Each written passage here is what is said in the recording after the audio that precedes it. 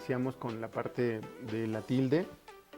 Miren, en este caso vamos a recomendarles o a pedirles que ustedes tengan un cuaderno, de preferencia un cuaderno profesional, un cuaderno grande, donde ustedes pueden estar haciendo sus ejercicios. Van a hacer muchísimos ejercicios, entonces necesitan unas 100 hojas.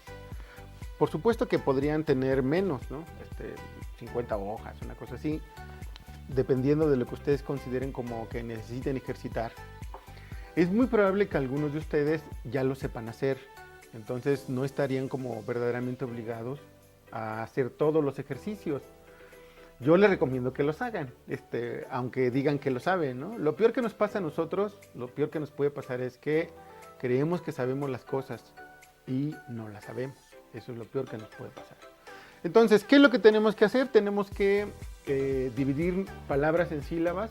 Vamos a darles una lista de estas palabras. Vamos a ver la tilde de carácter normativo, que es decir, vamos a ver las palabras agudas, graves, esdrújulas, sobreesdrújulas y las excepciones. Vamos a ver la tilde de carácter enfática, que es cuando hacemos preguntas o exclamaciones. Y vamos a ver también la tilde diacrítica, que en el caso de la tilde diacrítica las palabras suenan igual. Son un par de palabras que se escriben igual excepto por la tilde, porque tienen un rol distinto, tienen un rol gramatical diferente. Este rol gramatical, un ejemplo podría ser la palabra tú, que en algún sentido me puedo referir a la persona. Tú no hiciste el trabajo. Pero también puedo referirme a un objeto que alguien tiene, que puede ser suyo, de su propiedad, tu libro, tu cuaderno, tu mochila. Pero esta palabra tú lleva tilde cuando se refiere a la persona, no lleva tilde cuando se refiere a la posesión. Pero la comunicación es muy importante que nosotros podamos entender estas, digamos, diferencias, porque los objetos que son nuestra propiedad los podemos prestar, regalar, obsequiar. Puedo prestar una pluma, pero utilizamos la tú para otras relaciones, por ejemplo, tu familia, tus hijos o tu hijo o tu hija, tu pareja, tu hermano, tu hermana, pero ahí ya no hay un asunto de propiedad. Es un asunto de relación de pertenencia. Nosotros pertenecemos a una familia o la familia es una unidad. Entonces, estos pequeños matices es importante que nosotros los podamos reconocer. Vamos entonces a trabajar con una lista de palabras que les vamos a dar. Traten de apoyarse en la escritura de esta lista con sus amigos, amigas o con quienes vivan. Sobre todo para que los ayuden a ustedes, que los escuchen, no vayan al diccionario todavía, de preferencia. Si no entienden qué significa la palabra, no se preocupen, tampoco se preocupen de con qué letra se va a escribir. Lo importante es que nosotros podamos reconocer cómo suena, ¿no? Ya posteriormente iremos a ver la escritura correcta. Entonces, debemos reconocer cómo suena, debemos nosotros ir separando las sílabas y debemos marcar cuál sílaba suena más. Esto parece muy sencillo, pero no lo es. Varios de nosotros, una vez que ya salimos de la primaria y la secundaria, no recordamos ni siquiera qué es una sílaba. O sea, ya no sabemos qué es, ¿no? No se preocupen, es posible que nadie de ustedes lo sepa, pero traten de pensar en su cabeza qué es una sílaba. Entonces, voy a explicarles, por supuesto les voy a dar la definición de la sílaba, pero lo que vamos a hacer es que en el caso del español, nosotros tenemos que los sonidos vocálicos, es decir, la A, la E, la O, la U, van a ser indispensables para que existan las sílabas. Los sonidos consonánticos no pueden hacer sílaba. Entonces esto es fundamental. Entonces, como hablamos de sonido, una sílaba es un sonido o un conjunto de sonidos que se producen en una sola emisión de voz. Eso es la sílaba.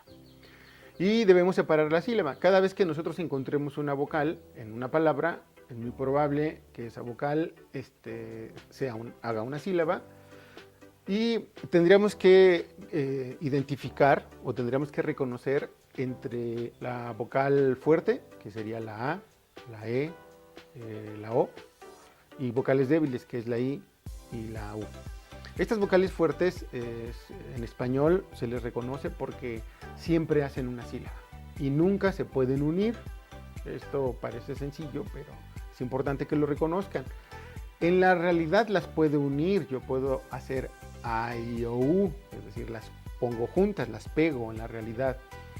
Y en varias palabras donde aparece la a y la e juntas, suenan juntas. Incluso si una palabra termina con una vocal y la palabra que sigue empieza con otra vocal, se juntan también. Pero como vamos a analizar palabra por palabra, cada que encontramos una vocal fuerte va a ser su propia sílaba. El pequeño detalle, que es algo complicado, va a ser cuando encontremos las vocales débiles, la i y la u. Entonces la i y la u, cada vez que aparezcan en una palabra, siempre, en todos los casos, van a estar juntas, es decir, van a ser una sola sílaba. Una de ellas dos va a sonar más porque va a ser el núcleo de la sílaba. También vamos a encontrar que estas dos vocales débiles, la i y la u, pueden unirse a cualquiera de las vocales fuertes para hacer un diptongo, o pueden unirse las dos para hacer un triptongo. Un ejemplo de un triptongo es buey. Se junta en buey la u, la e y la i, y están en un diptongo, buey, que es una sola emisión de voz. Entonces, parece sencillo, pero no lo es. Si a ustedes les enseñaron en la primaria, o sobre todo en la primaria, que podían hacer las sílabas con aplausos o con golpes y decir así, sí, la, va, lamento decirles que esa técnica no sirve, es equivocada, errónea, y nos va a llevar a la confusión. En realidad, lo que tenemos que hacer para reconocer la sílaba es pronunciarla. Pronunciarla, en este caso, si encontramos un diptongo, o en todo caso, si encontramos una vocal débil, tendríamos que pronunciarla junta y tendríamos que pronunciarla cerrada, o en todo caso, en la unión. Un ejemplo es la palabra hoy. Cuando yo tengo la palabra hoy, tengo la o y la i, pero es una sola sílaba, hoy. Si yo aplicara la vieja desconfiable de los aplausos, podría decir, tengo o, i, porque tengo la o y la i. Entonces, en hoy puedo decir que tengo o, i. Pero en realidad, si yo tuviera dos sílabas, que existe la palabra, no es hoy, la palabra es oí. Cuando tengo dos golpes es en oí. Y debo reconocer que cuando digo hoy es una sola sílaba y cuando digo oí son dos sílabas. Este es el meollo del asunto. Entonces, van a separar todas las palabras en sílabas, van a encontrar la sílaba que suena más. Ustedes deben reconocer si hay diptongos, cuáles son, y en todo caso también deben reconocer si están las vocales juntas, pero no forman una sílaba. Esta es la gran tarea de lo que tienen que estar trabajando con sus palabras. Y créanlo, una vez que logren hacer esto bien, todo lo demás es sencillísimo, aunque en realidad esto tampoco es complejo.